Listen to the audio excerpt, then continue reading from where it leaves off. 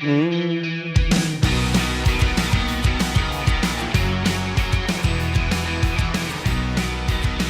Florio, Pro Football Talk Live co-host and contributor to NBC's Football Night in America. All three of Mike's novels, Father of Mine, Son of Mine, and On Our Way Home, just 99 cents.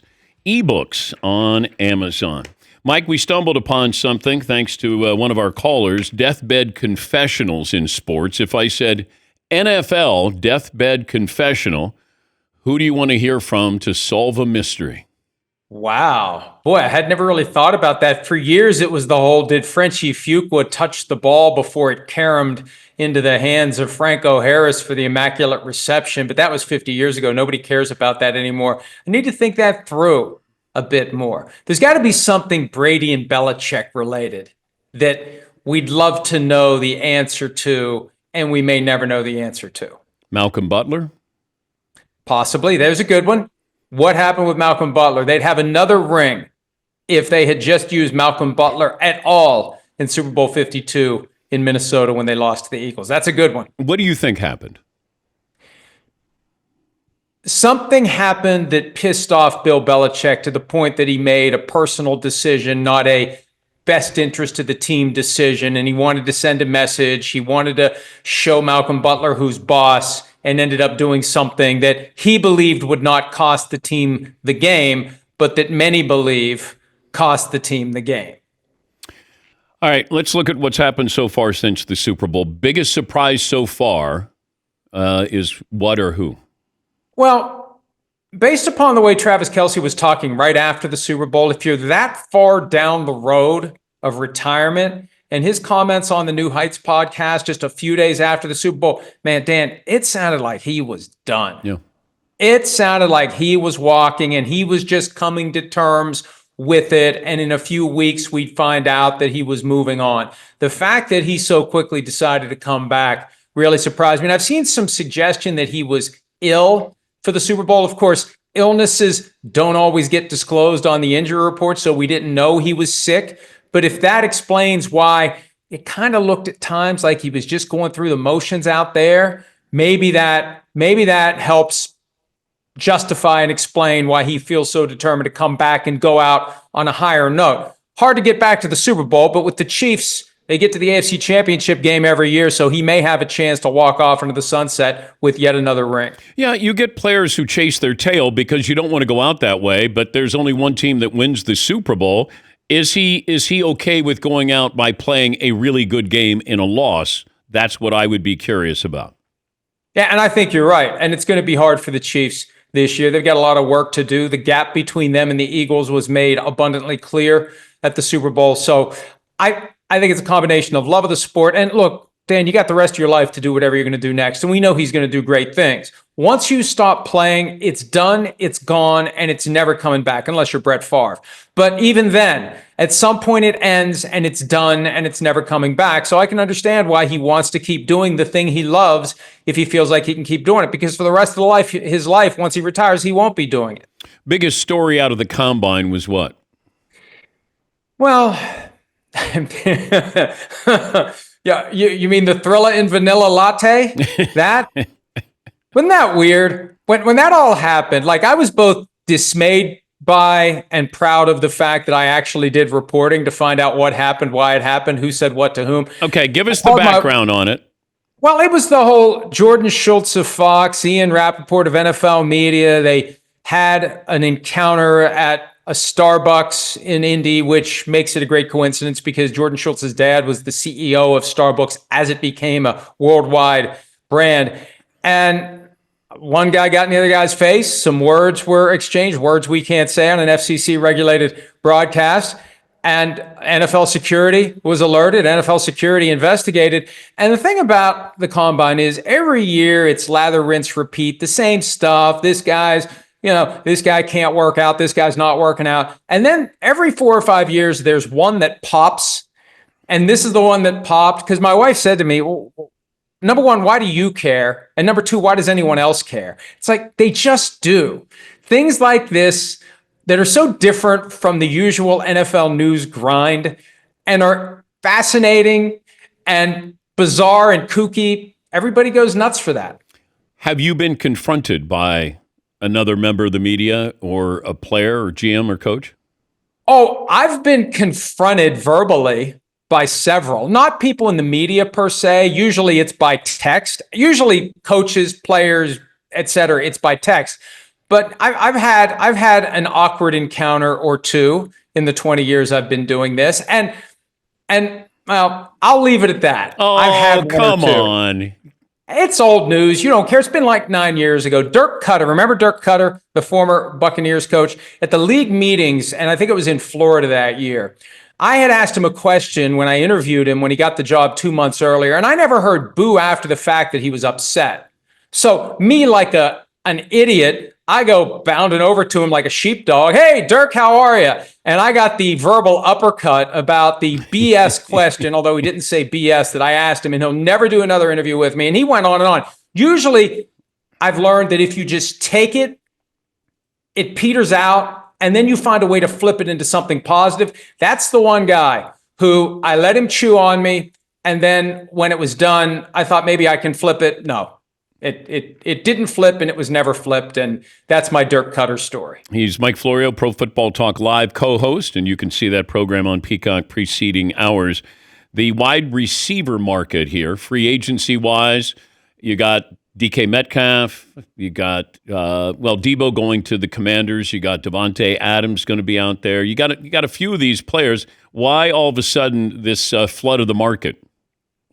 Well, you've got older players who have contracts that no longer match their current skills and abilities, and more importantly, what their projected skills and abilities are. And Devontae Adams is no surprise. When he was traded to the Raiders 3 years ago, he did a 5-year contract with two, and this is a technical term, phony baloney back-end years that were just aimed at bumping up the average. So they can say, oh, you got $28 million a year. Yeah, but the last 2 years are $35.64 million each year. That deal was never going to go beyond year 3. And if he was going to stay with the Raiders, it would have been a major redo and restructuring. But when you're with the Jets, and he's not going to do a restructuring with the Jets. Aaron Rodgers is gone. He was always going to be cut, and now he's available. He's not going to get $35 million a year. He'll get good money. He's still got gas in the tank, and he's available to anyone who wants to get him. And all the Jets have to show for that third-round pick is 11 games during which they went 3-8, and I'm sure they'd love to get that third-round pick back and have never done that trade. What's the market for Sam Darnold now?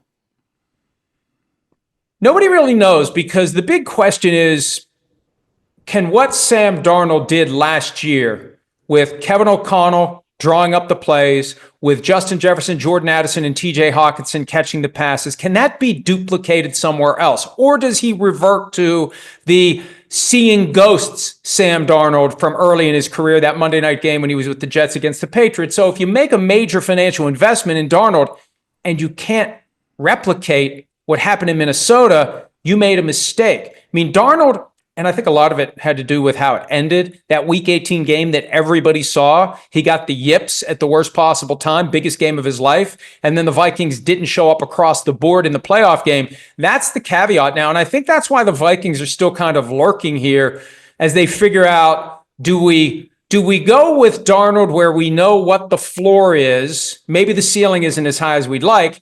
Or do we go with a guy that we don't know what he's going to be because he hasn't played yet, in J.J. McCarthy? And I have a feeling they're really wrestling internally. People who have been dealing with the Vikings come away with the conclusion that they don't know who's running the show and calling the shots, but they're going to have to make a decision fairly soon. They might let Darnold go out there and see what's available or what's not available.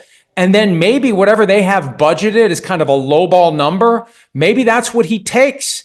And that makes the decision for them. But there is some dismay. And if he does like a 2-year deal to stay in Minnesota and the Vikings say, oh, we'll just do the Aaron Rodgers, Jordan Love, J.J. McCarthy sits for 3 years, I believe that's not going to go over well with McCarthy. And the next domino could be McCarthy saying, I want out.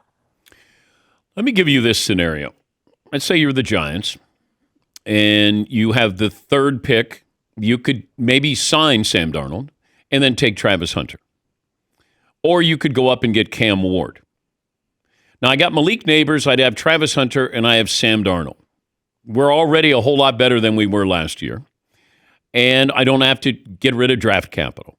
Or I can go up, and I got to spend a little bit of draft capital to get Cam Ward, and I got a rookie contract here. What would you do? Well, here's the problem with the Giants. You've got an owner who's decided to keep GM Joe Shane and Brian Daboll. But the owner also said, I've just about run out of patience. So through what prism are decisions being made in New York? Is it, we just got to put something together this year and get to the playoffs, and we'll worry about 2026 and 2027 when they come?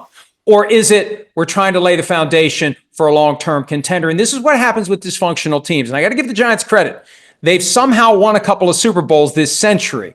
But by and large, they're basically the same as the Jets. And there is dysfunction there. And the ultimate dysfunction is having coach and GM clearly on the hot seat and thus motivated to make short-term decisions, because long-term decisions don't help us if we're not here to see the fruits of them. That's the challenge. For the organization, the best long-term approach is stabilize the quarterback position for years to come. The worst long-term approach is to grab the short-term shiny object like Aaron Rodgers and try to put a playoff run together. And then next year, it's like, what do we do? I don't know. That's not good for the Giants over the long haul. You and Chris Sims talked to Shadeur Sanders, 5 days ago at the Combine? What was your takeaway after the conversation? Great personality, magnetic. You can see that his dad is Deion Sanders, very worldly, kind of mature beyond his years, knows how to deal with people very well, a lot of emotional intelligence. I was impressed with him, but I knew it was going to happen. The chatter's already begun, and I think the chatter stems from one very simple fact. When we had Deion Sanders at the Super Bowl, I pressed him on this question of, are you ever interested in coaching in the NFL? Because he's given different answers over the past couple of years about that, and he told us the only way he would ever coach in the NFL is if he was coaching his son. That creates, for some coaches, I think, a hesitation to ever sign off on your team drafting Shadeur Sanders, because you might be signing your own pink slip because Deion ends up being the coach of the team that Shadeur Sanders goes to. At least that's one of the concerns that one of these coaches would have. So I think that's where some of this noise is coming from. You've got coaches who are thinking, wait a minute, I don't want to have Deion Sanders hovering over me if we have his son as our quarterback. And I think the 4D chess that Deion might be playing here, by saying what he said, you scare away the coaches of the dysfunctional teams, the coaches who would be worried about outside noise from Deion, and maybe you engineer a little slide down to a team where it is stable, it isn't dysfunctional, and the coach is sufficiently secure and confident that he's not worried about the possibility that Deion Sanders would want to become the coach of the team that his son's playing for. So it could work out well for Shadeur. The noise that's going to start, and it's already started, it could cause him to drop, but he could drop into a good spot, not a team with a history of derailing the careers of young quarterbacks. Paulie and I have a pie to the face bet. Shadeur Sanders, over under, first 5.5 picks. Wow. I would say at this point, he will, and I don't know what over or under is. I guess it's over. I think that his window opens with the Raiders at 6. Okay. Don't you owe us a pie to the face, Mike? I think I owe you a couple. Yeah, thanks. Yeah. And I was hoping you'd gotten. I know you don't want to hurt the hair, but I mean, at some point, I don't want to knock off the toupee.